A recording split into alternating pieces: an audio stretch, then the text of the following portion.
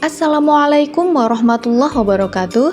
Saya Atika Rahmawati dari kelas B13, jurusan PJJ PAI di UIN Cyber Syekh Nurjati Cirebon. Pada kesempatan kali ini, saya akan membawakan materi dengan judul Perilaku Individu yang merupakan bab 2 dari buku Psikologi Pendidikan karya Dr. Pupu Saiful Rahmat, MPD. Saya memilih topik ini karena menurut saya, perilaku individu kadang disepelekan dalam dunia pendidikan. Padahal justru inilah akar dari keberhasilan atau kegagalan proses belajar. Setiap peserta didik berbeda dan mempunyai latar belakang mereka sendiri. Jika kita tidak peka dengan keunikan mereka, kita bisa keliru dalam mendidik. Maka dari itu, yuk kita pahami lebih dalam tentang perilaku individu. Konsep dasar perilaku. Perilaku individu adalah hasil interaksi antara bawaan dari lahir dan pengaruh lingkungan. Hal ini ditentukan oleh kebutuhan, pengalaman, cara berpikir, dan reaksi emosional. Misalnya, kenapa ada anak yang suka menyendiri atau ada anak yang suka ribut di kelas?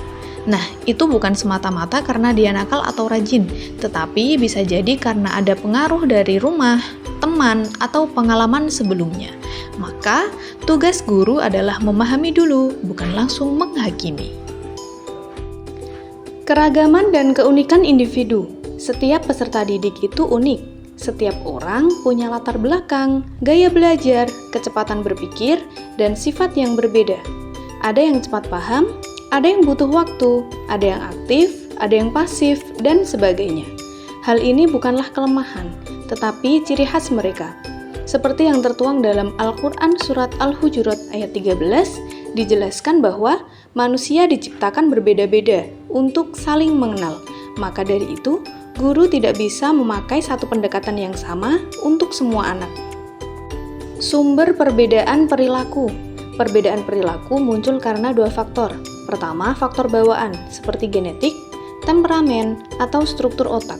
Contohnya, anak yang sejak kecil punya kemampuan bahasa di atas rata-rata. Kedua, faktor lingkungan, seperti keluarga, sekolah, pertemanan, dan media sosial. Contohnya, anak bisa jadi pemalu karena sering dimarahi di rumah. Perilaku adalah hasil dari kombinasi keduanya. Pendekatan behaviorisme dan humanisme. Kita pelajari melalui tabel berikut ini ya. Jadi pada intinya, dalam behaviorisme, anak dianggap sebagai mesin belajar. Ia akan berubah kalau dikasih reward atau punishment. Misalnya, anak diberi nilai bagus jika ia rajin. Tetapi dalam pendekatan humanisme, anak itu manusia yang utuh. Mereka belajar karena merasa dicintai, dihargai, dan aman. Jadi, guru harus menciptakan suasana belajar yang hangat dan suportif.